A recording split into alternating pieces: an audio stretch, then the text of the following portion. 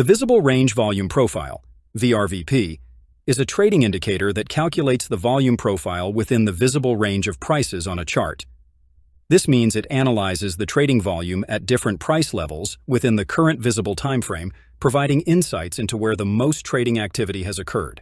vrvp shows the distribution of trading volume across different price levels within the visible range. This helps traders identify key support and resistance levels. The indicator can display volume data in rows, with each row representing a specific price range. The height of each row is determined by the number of ticks it spans. The visible range volume profile adjusts to different time frames, ensuring that the volume profile is calculated accurately, even if the chart spans a large number of bars. By analyzing the volume profile, traders can identify price levels with high trading activity, which often act as support or resistance.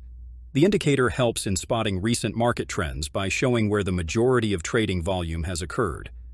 Traders can use vrvp to make more informed trading decisions by understanding where the market has been most active and where potential price movements might occur.